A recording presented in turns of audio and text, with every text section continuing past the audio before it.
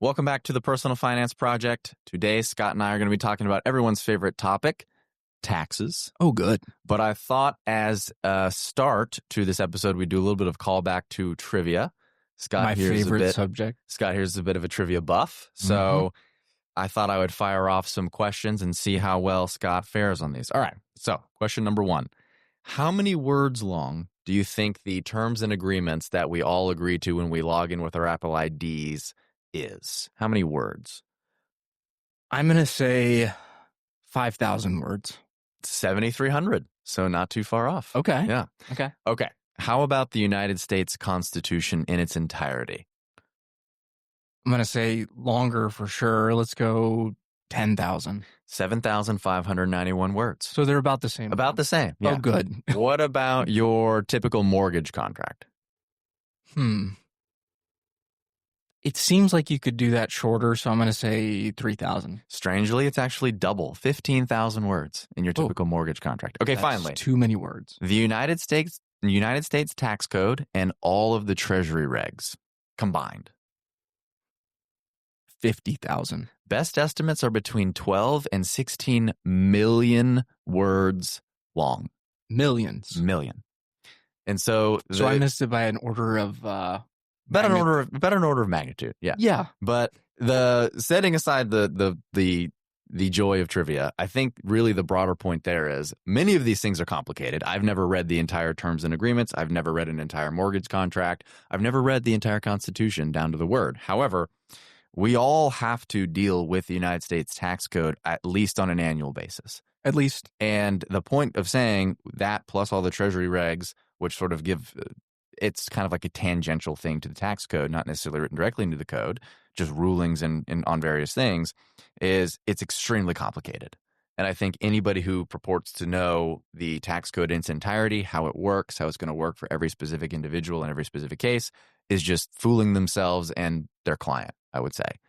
I would agree with you. I mean, I think that, CPAs are tested on probably 5% of it or 10% of it to pass that exam. Or the series of CPA exams is probably, it might be a few miles wide, but I'd venture it's about an inch deep, where the breadth of their knowledge about all of the various elements of the code is probably substantial. I'm not going to say that it's not. Same with EAs or enrolled agents. I'm venturing that they know these things, but the degree to which they know them and the specificity with which they know all of the various facets of the tax code, it's just too complicated for any one person to grasp it. Now, the good news is it's very unlikely that as an individual taxpayer, you're ever going to need to know the entirety of the U.S. tax code. And I think for our clients, and perhaps like the main crux of the conversation today will be, how do you go about when you're preparing to retire or accumulating assets, earning an income? And I would say a fairly ordinary course of work. Like I know some people will start businesses and some people will be self-employed, but most people we work with are W-2 employees for their entire career. Some of them do contracting work once they've separated from service in their ordinary capacity. And then they move into a phase of their lives where they're retired. So they've got retirement income coming either from a pension or an annuity or just taxable distributions coming out of an IRA, Social Security, and all of those have their own tax implications as well. But yeah, and I mean, I would say that generally with tax, you're going to be most familiar with the thing that you're experienced, where you're actually running into it. So most of the people we work with are fairly familiar with W-2 income, earned income. And when they see their paychecks, they kind of know where that's going to fit in. And so you hear about brackets, 10, 12, 22, 24%. That is where this money is filtering in.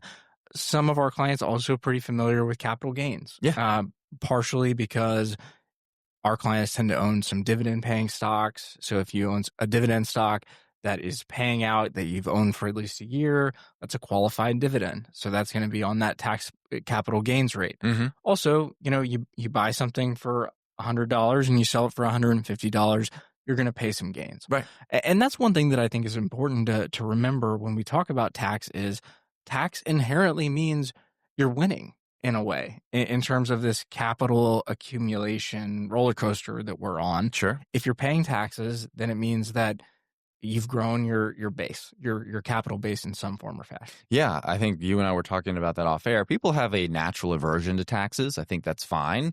We'd mentioned that Oliver Wendell Holmes, he was a Supreme Court justice. He said, I don't mind paying my income taxes because as a consequence, I get in a civilized society. And I think that's important. But I think to add on to that quote, it would say, I don't mind paying income taxes or capital gains taxes because as a consequence of that, or technically as a pretext to that, I've had some kind of economic benefit. Yeah, in a way, and this I don't mean this to sound like cocky, but if you're paying a lot of taxes, it means that within the structure that we're all operating, you're doing a little bit better than other people. Yeah. So, I mean, the taxes, you could say it's a little bit of an equalization, but not 100%. No, certainly not. It's helping to provide the safety net and some of the services, roads, schools, all that kind of stuff.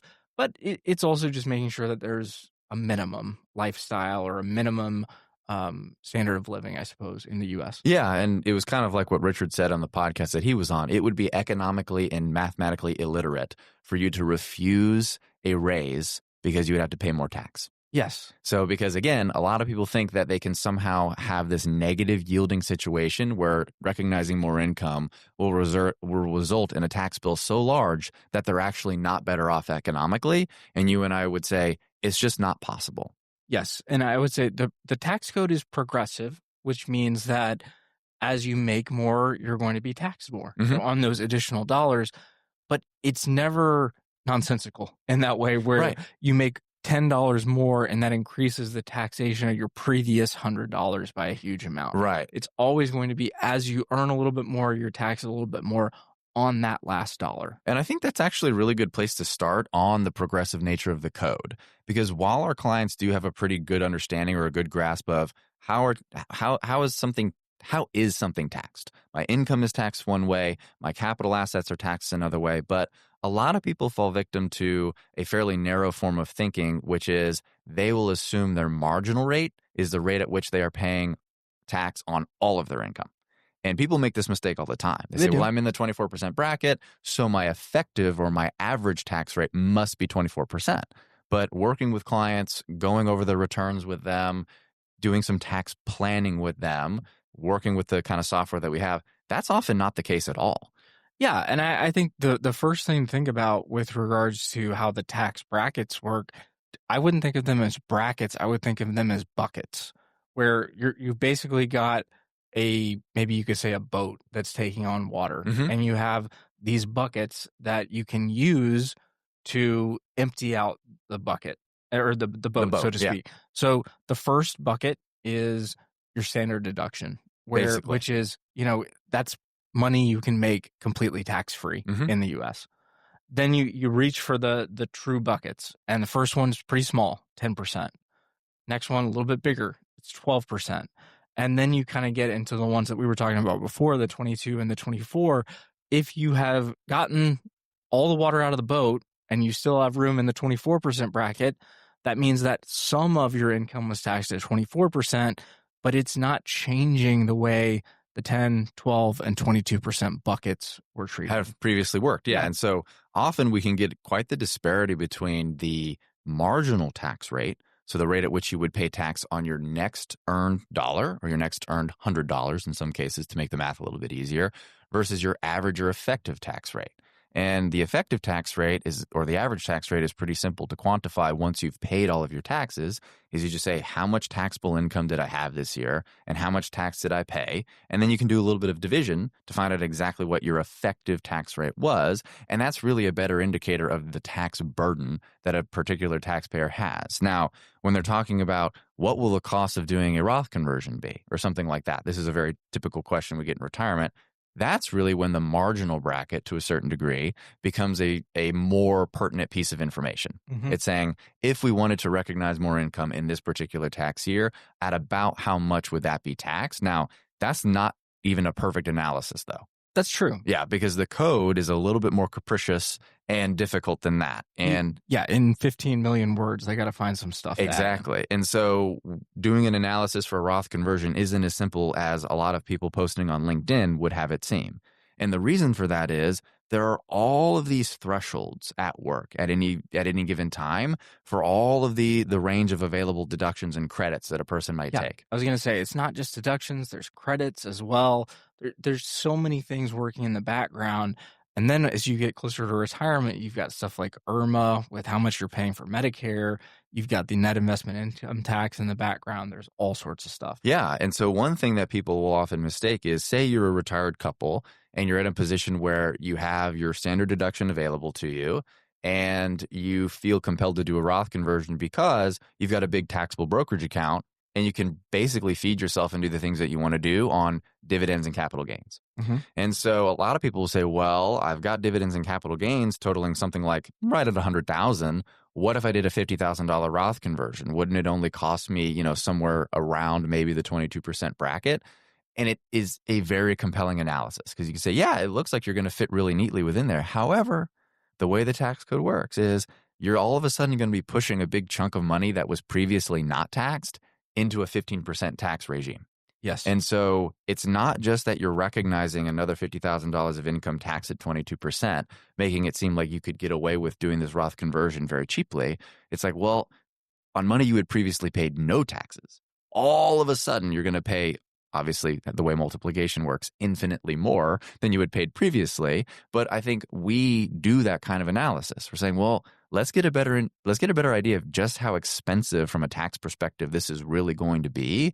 And the best way to do that is to analyze the differences in tax burden, having done something like a Roth conversion versus not. Not disqualifying. It's just saying, in this case, because you were being so efficient before, this is probably a lot more expensive on a relative basis than you had previously thought. Yeah, and I would say so there are some of those things where you don't realize that you have that efficiency until it's gone. The one that I would say is very, very common in our work is you are married and retired, and the two of you are, just going along, spending whatever it might be. You get you maybe an effective tax rate. If you're married filing jointly, I mean, you could have a couple hundred, $300,000 in your effective tax rates in the teens. Easy. Easily. Yeah. Especially, and while you're working, if maybe only one spouse is working, they could make quite a bit, and you're still paying a pretty effective tax rate. The one that we see very frequently is, you get up into your 80s and one of the spouses passes away. Yeah. You get a year where you're allowed to still file jointly, but then after that, your income, or excuse me, your needs are not going to go down by 50%. Certainly if somebody passes away, but your taxes are going to go up quite a bit because those buckets for one person are much smaller than for two people filing together. Yeah, and that's the classic kind of widower or widow's trap that some people can fall into. Now, it's common, I would say, for one spouse to predecease the other. Deaths happening simultaneously is rather uncommon. Blessedly, for most healthy couples, it's not like there's a tremendous period over which they're paying a lot of higher taxes, unless you're in a situation where maybe you are 8 or 10 years older than your spouse. You do see this from time to time. And then I think from our perspective, and we had a client where we were doing this kind of planning, is there might be a case to be made of recognizing more income sooner than you otherwise would and paying taxes sooner than you otherwise would, which would violate kind of one of our precepts, which is the best time to pay taxes is later or never, only because there's a very high probability that based on sort of the capriciousness of the code, you might be filing single for a larger chunk of your life, and you might be filing single at a point in time where you can exhibit very limited tax control because you're in mandatory distribution. Yeah, and that's another situation where I would be a lot more inclined to look at Roth conversions and maybe even paying a little bit more if you have one child versus 4. And the reason for that is we're kind of talking about, all right, what is the eventually, when this is exposed to tax, either by you or your heirs, do we think it's going to cost more in the future or more today? And if you have one child, I think it's pretty reasonable to think, all right, you're kind of getting into that version of a widower's penalty, where one person is going to be responsible for taking all of this income out and maybe taxed as single, as where you've got 4 kids and whatever the amount in your IRA is, you pass away, it's going to be split 4 ways, much smaller accounts that are going to be exposed to tax. Yeah, and I think the other thing that's militating in favor of maybe more proactive Roth conversion, and we've always taken a little bit, I wouldn't even regard our position as contrarian. I would just say our position is like, we do a more rigorous analysis, I would say. I would say we're not over aggressive, and we don't just assume that if it has Roth in the name, it's a slam dunk idea. Yeah, but I think a couple of things militating in favor of doing more proactive Roth conversion is definitely the new rules for non-designated eligible beneficiaries. Mouthful to say, most people's adult children. And that 10-year rule is coupled with the at least as rapidly as rule, Congress in their infinite wisdom naming these things, where not only are people who are inheriting these assets who are not spouses, they're saddled with having to distribute those IRAs within a 10-year period. If the person had passed away after they reached their required beginning date, or in the more common parlance, after they had started taking their mandatory distributions, they will also have an annual mandatory. Now, that annual mandatory will, weirdly enough, be based on the life expectancy of the beneficiary, but it's stopped at 10 years. That one's never really bugged me because, if you are going to take it out within 10 years, you may as well you start. don't have the option to just defer the entire thing to year 10. Yeah. But other than that, if you're trying to do it evenly, say it's a traditional IRA and you're wanting to spread some taxes out, you'd probably be doing something like 11 or 12% a year at minimum. I think in the absence of a special situation, so say, because the way that they wrote this is sort of clever, I might add, because most kids are about 30 years younger than their parents. Yes, I said that right. And so if you think about when peak earnings years typically happen, it generally happens in someone's 50s, maybe in their 60s. And if you think about when a person's in their 50s, their parent is probably in their 80s or right around life expectancy. Yes. So it's like you could find yourself in a case, sort of what you were alluding to there earlier, where not only are you in your peak earnings years and already hitting those higher tax brackets, so you've filled up those buckets with the spigot of your income already, the 22, the 24, maybe you're encroaching on the 32 at the very end of your earnings years.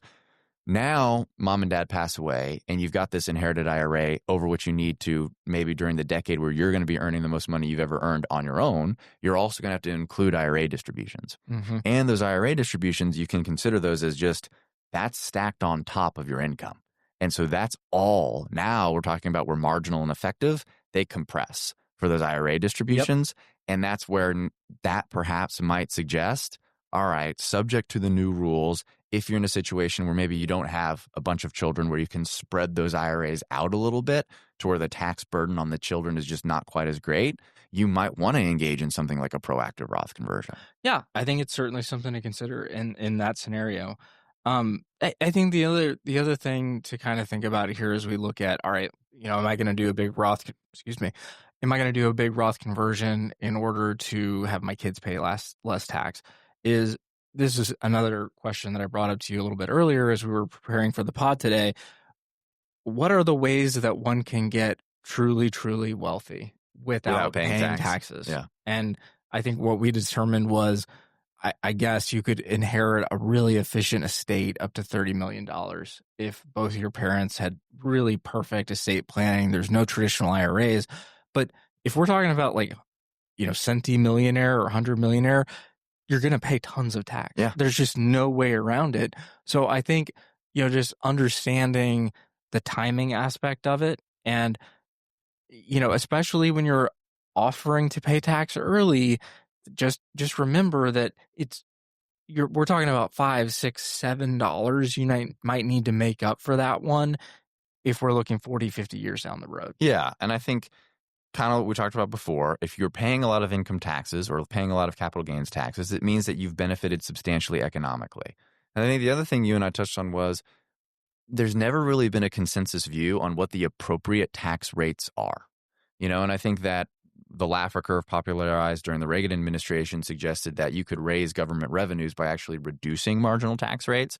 And they tried that for a while. And then other people would say, well, if we raise marginal tax rates only on the wealthiest, maybe that will raise revenues to the government. But as some people have figured out, kind of like the state of New Jersey figured out, their single highest taxpayer, they moved after they raised state income taxes. And it's kind of this counterintuitive feel where, yeah, you could raise income taxes, and this is a state by state. Obviously, this wouldn't work at the federal level. You could raise income taxes at the state level on just the most wealthy people in your state, But unfortunately, the most wealthy are also the most mobile.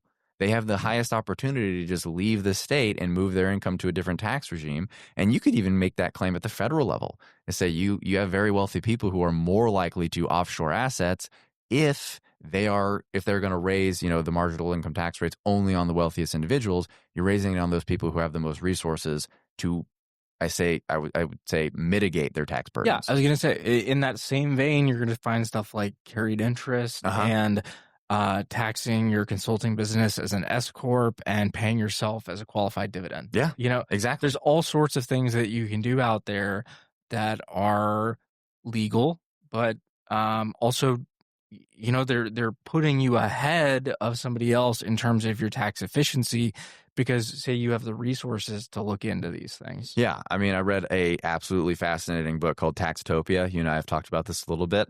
And this guy was an accountant, often for the super wealthy or for corporations. And he gave a little bit of insight. He actually wrote the book totally anonymously. And I imagine because what he was giving away, not really criminal in any cases, but certainly would besmirch the reputation of certain corporations. But he dove into how various corporations have levied these things or have gone to the IRS, or I think, what is it called in the UK? They have their own name for their tax authority. It's like, it'll come to me. I know that they call plans schemes, which always worries me. Right. Well, yeah, I think we should be worried. But it's HMRC. I think that's what it's called in the UK. So talked about how one of my favorite cases was there was a certain child's toys are not subject to value-added taxes, but humanoid figurines are. So a guy had X-Men toys that he was selling as child's toys, but an agent at the IRS who came across this happened to be a huge X-Men fan, and he was like, nope, these are human-like figurines. You have to pay value-added taxes on these. So you think about that, where it's like this guy runs this business selling children's toys, and he's labeling them as such to avoid value-added tax. And then he gets the one IRS agent who's super into X-Men, and it's like, I'm going to make a stink about this, and you're going to start paying VAT taxes on that. So there are a lot of these instances where people like to think that, or I feel like Congress likes to think that, income earners are just pieces on a chessboard and they can array them however they wish and they will stay in place without them moving them. It's like, but that is not true at all. That is not true at all. Your bishop might just jump off the board entirely if you're saying your income's going to be taxed at, say, 50 or 60%. And that's kind of what the government has to grapple with, is that people will move, people will change, people will not work. They'll change the way that they recognize income when they recognize income in an effort to mitigate their tax burdens. Yeah, and then there's other ramifications of this, or other permutations, I guess. Like one that I just know off the top of my head because we've got a couple of clients there is that Oregon has a pretty punitive state wealth tax. Okay. So this is, or a state estate tax. Right. And so, maybe there's some clawback provision where if you move, they still are entitled to some if you pass away quickly. But it's like you've almost created a system where people are really incentivized to leave right before they pass away. So you've got, this very late in life migration away from your your state because of these issues. Yeah, I think that you can. I think the oldest adage is the road to hell is paved with great intentions or good intentions. And I think some incentives can ultimately become perverse incentives. We've talked about the cobra problem in Delhi, where the government put a bounty on cobras and said, well, if you bring us a cobra, we'll pay you a little bit of money. And the cobra problem got much, much worse. And it just takes a little bit of second order thinking to realize people started breeding cobras to get the money. And it's like, oh, damn it, like our good intentions, now we got an even bigger cobra problem. And I feel like they need to put a bounty on mongooses? Mongoose? I don't know. But a lot of people would suggest, well, then rather than putting maybe a bounty on the cobras, you should privatize the ownership of the cobras, like allow people to own them, because then they would say, I'm going to treat them more responsibly, something like that. But I think a lot of times tax incentives can do things that we wouldn't have otherwise thought they would do, and people might behave in ways that we would regard as totally economically irrational, but it's totally rational to the person engaging that way. As some people saying, well, if you're going to tax me, say at the rates that we saw, you can correct me if I'm wrong, maybe in the lead up to World War II or just after, top income tax rates were, people forget this, 90+%. And I think some people were looking at that, and we brought up Ronald Reagan, who conspicuously never earned more than $200,000 a year, which was right at the threshold where you start being taxed at 90%. Some people will legitimately say, I will not work. Even if I will be more better off economically, I'm not going to work 9 days out of 10 for the government. I'm just not going to do it. And I think people do that kind of thing all the time. Well, and I think that's, you said this earlier when you mentioned the fact that you never refuse a raise to pay less tax. Yeah. That's just not the way that it works. In that instance, you might refuse the work because it's being taxed so harshly. Exactly. So you could make that argument. I mean, we're not experts in the tax code.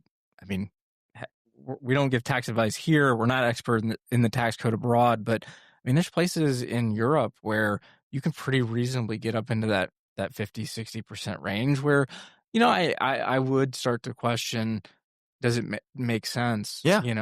to keep grinding away if half or more of your money is going to the government? Yeah, especially when the government can tax your income, but they can't tax your leisure. That's You know true. what I mean? So what you're getting in exchange for working a little bit less is a little bit more leisure. But the government's not going to show up and say, well, pay us 90% of that time you spent at the beach. They can't do it. And so I think there is a reasonable threshold beyond which people would say, all right, I could make another movie, which requires quite a bit of work, or I could go to the beach, which will not be taxed. And I can't blame people for choosing the leisure time because, again, it's a tax-free way to enjoy your time. I think that's totally reasonable. And people make that trade-off all the time. But if you're doing the same work and you're going to be in the office anyway, and your boss comes to you and says, how would you like $100,000 more a year? You would say, well, that $100,000 is going to be taxed a little bit more, so no thank you. I'll show up and do the work anyway, but for less money. That would be numerically illiterate, I think. That's true. I think, like, at this point, we've kind of done a pretty good debrief on taxation and it's all of its complexities. But what I like to do is say, what do we do? And I think that question we try to answer for clients is pay tax when it makes sense for you to pay tax. I would agree. And I would also say that, a concept that we've talked about quite a bit on this podcast is tax location, or asset location, as opposed to asset allocation. And asset allocation, as you're very familiar, it's what percentage of stocks, bonds, real estate, cash that you have in your portfolio. Asset location is where do I own things by percentages? And the main three categories are after-tax money, Roth, and traditional IRA. And then within each of those buckets, what's the best thing to do with money in said bucket? As we've talked about, Roth, you want to invest very aggressively. Traditional IRA, it can go either way. The younger you are, you probably lean more aggressive. But as you get older, there's kind of a perverse incentive there where the more you grow that account, the more tax you're eventually volunteering to give to the government in RMDs or have your heirs pay in the form of taxes. So that one kind of goes both ways.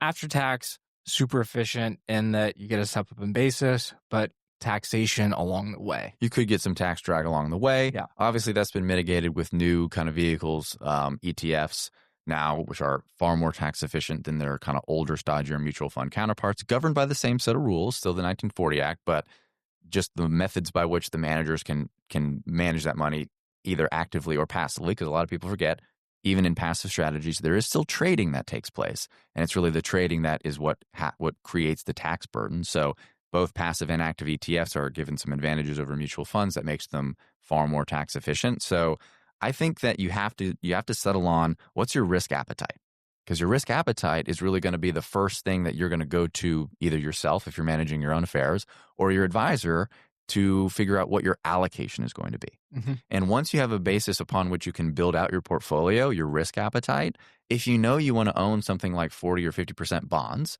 let's say you're approaching retirement and you want to shield a considerable amount of your portfolio from volatility, probably a wise move, then to your point, the question becomes, where do I own the bonds and what variety of bond should I own? And that really depends on the location in which you've saved your money. If you've gone to the Scott Bartosh School or you've been fortunate and later in your career you accumulated a lot of money after tax, well, you might suggest, well, we could own a lot of municipal bonds in that account, municipal bonds being free from federal taxation and then state taxation in the state that they're issued. But you might go to them and say, well, hang on, if we're going to own growth, where does it make sense to own growth? And a person might say, well, my traditional IRA, because we can accumulate all that growth tax-free. And you say, well, hang on, tax deferred. Mm-hmm. And I think a lot of people make that mistake is they think, well, I ought to own everything in my traditional IRA because there's no taxes due on the appreciation. That's true to a certain extent. But as Richard has pointed out to many people, what you've done by biasing growth in the traditional IRA versus either your Roth or an after-tax account is you've taken what would have otherwise been taxed at a preferred rate, capital gains, in the after-tax account, and you've turned it into ordinary income. And a lot of people have just done that out of habit. They're saying, well, I've always just been told to just max out my traditional 401k and buy really aggressive stuff in there. And now I feel like I've saddled myself with a tax burden. It's like, that's all right. If that's the situation you're in, it's not like irreconcilable. It's just saying, as we're doing a little bit more sophisticated planning, the locations in which you own growth really can make a big difference with the future tax burdens associated with that growth. Yeah, no, I totally agree with you. And I think if you look at specifically the apologize, lost my train of thought a little bit there. If you look at the 401k as this tool that you use to accumulate, you're right. When you're in your 20s, 30s, 40s, it feels like that's tax free. But then as you transition into your 50s and 60s, you realize it's just tax deferred, and these are coming out in pretty big swaths. And so that's one of the things where kind of counterintuitively, you might look at your 401k balance in your 50s and say, you know what? Even though I'm going to pay a bunch of tax now, I'm going to put this in Roth. Yeah. As opposed to get that tax deduction that you feel good about at the time. It's just, you can kind of see the writing on the wall. All right, if I get good returns from this stuff in my traditional IRA or my 401k, it's going to be more than I'm going to want to realize an income when I get to retirement. And I think that's a really interesting bit of analysis that people should be doing, because I think a lot of people will take a view that says whatever my marginal tax rate is dictates where I should be putting my money. So it says if I'm in the higher echelons of the tax bracket or the tax brackets, I'm at 32, 35, or 37, only a fool would put that into an after-tax or a Roth account. And it's like, but I think there are other things to consider. Whereas like, do you have children? How old is your spouse? Do you really need to be deferring any more income than you've already deferred? Yeah, and along the same lines, you get into those higher tax brackets, it's like automatically, well, you need munis. Well, maybe, but if you're getting close to retirement, and it would make much more efficient to have that be part of your growth assets, but the traditional IRA and something conservative, I think that makes a lot of sense for a lot of people. Yeah, and I think that this idea of owning really high quality, very tax efficient, growth oriented assets outside of the qualified environment, it's almost kind of like the new thing, where people are suddenly coming around. And it's possible that because active ETFs really have only been afforded these tax preferences since 2019. Yeah, we're like 5 years in. In the tax planning world, that's like yesterday, so maybe that's really the genesis of people realizing, wow, I could really do a lot better owning growth outside of my 401k environment. And again, this is not me saying that these two things are the same, just for compliance purposes. However, one way to think about very high quality tax efficient stuff in your after-tax account can almost be like a quasi-retirement account. Because yes, on the de minimis amounts that they might pay you in dividends, and it's not impossible for you to have a capital gain distribution from an ETF. I want to make that pretty clear. You're going to pay a little taxes on the de minimis amounts coming out of those. But if you think about it, the vast, vast majority of that appreciation has been deferred. And if you've got the discipline to treat that after-tax account as a bit of a retirement account, yeah, you didn't get the income tax deduction ahead of it. However, as you like to point out to people, you've got a ton of optionality now too. So you've got some really nice tax-deferred stuff because you're not going to recognize taxes until you literally sell it, or you could take a loan against it. You could gift it. You can do a lot of stuff with after-tax assets. And it's flexibility, not just financially, but with time and with occupation and lifestyle. Because as Hannah and I did a couple of weeks ago, we did a podcast on FIRE, Financial Independence, Retire Early. It's really tough to retire at 50 if you've just put money in a 401k. Because you get to that point, and what are you going to live off of for the next 9.5 years? Are you going to do a 72T election? Are you going to take 10% penalty distributions from an IRA? Probably not. Yeah. And I think one rule that people get wrong all the time too with respect to tax is if you retire before age 55, that age 55 exception does not apply to you. So if you worked until you were 54 and retired, and then you turn 55 and you're like, good news, I can take a distribution from my 401k free from that excise tax or that penalty, it's not right. And so you see people make that fundamental mistake all the time. You've got to work until now. And this one is those funny rules where it's the year in which you would turn 55. So if your birthday is the 31st of December, you got to work till January 1 of that year. Mm-hmm. Whereas the other ones are like to the day, like QCDs and IRA distributions. So you see people mess this tax thing up all the time. And I think that that's an area where you could really harm yourself kind of inadvertently, because you and I talk about this. And I think anybody in our business has this conversation with clients. Cost. What's the cost of working with us? What's the cost of owning these investments? And I think one thing that's kind of off the map or off the chessboard, so to speak, is what's the cost of your inefficiency if you're doing this yourself? Like people who are now really big on some of these alternative assets that pay really large dividends. Mm-hmm. Some of them are just return of basis, which is eroding their basis down to zero over time, which is setting them up for a big tax bill in the future. Yeah, so you're getting income that feels good as it's coming in, but then you realize, wait, I'm going to pay a massive capital gain if I ever want to get out of it. You're robbing Peter to pay Paul. Yeah. Or there's been some of these newer strategies, which are covered call riding strategies, where I don't think a lot of people understand the nature of the tax nature of the income produced by covered call riding or call riding, just to begin with. And some of them are repurposing this income and just paying it out all as ordinary income. And a lot of people aren't doing the analysis. It's like, well, what's my after-tax yield? And I think a lot of people are inadvertently paying more taxes than they should, but they're not considering that part of the cost of doing this themselves. And I think that's also an error that you can see in the tax planning kind of area of financial planning. I would agree with you. So I think we've exhausted taxes. I was going to say, I think if we keep going much longer, our audience will be exhausted. For sure. If you're having trouble sleeping at night, obviously this might be a good episode. But I think the takeaway from my perspective is taxes are complicated. Very. In 16 million or so words, you've got a document that is going to be part of your life at least annually until you pass away. And then even then, in inherited IRAs, it will still haunt you, so to speak. That's true. So taxation is the ghost of Christmas past or future. And future. Yeah, it's the ghost of past, present, and future for sure. Oh, my goodness. Anywhere that you've listened to this conversation with respect to taxation, please please subscribe, and stay tuned for our next episode. Thank you for listening to another episode of the Personal Finance Project. This show would not exist without the help of our brilliant creative director, Kira Minifield. Kira, thank you for everything you do to keep this show running. On to the disclosures. This broadcast contains the current opinions of the hosts and are subject to change. The broadcast is provided for informational purposes only and should not be considered investment advice or recommendations. Investors should obtain professional advice before making investment decisions. This is not a complete analysis of every material fact regarding any company, industry, or security. The information has been obtained from sources we consider to be reliable but cannot guarantee their accuracy. Robert W. Baird & Co. Incorporated is not a legal or tax services provider, and you are strongly encouraged to seek the advice of the appropriate professional advisors before taking any action. For more information about any companies discussed, please contact Baird. Past performance is not indicative of future results, and diversification does not ensure a profit or protect against loss. All investments carry some level of risk, including loss of principal. An investment cannot be made directly in an index.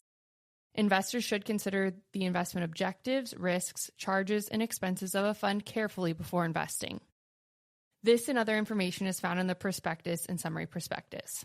For a prospectus, please contact your financial professional and read it carefully before investing. Annuities carry unique risks, including market risk, investment risk, and claims-paying abilities of the insurer. There may also be instances where a contract will pay out less than the premiums paid or expire within the lifetime of the insured. There may be penalties for early withdrawal, and they are not insured by the FDIC because they are insurance, not an investment.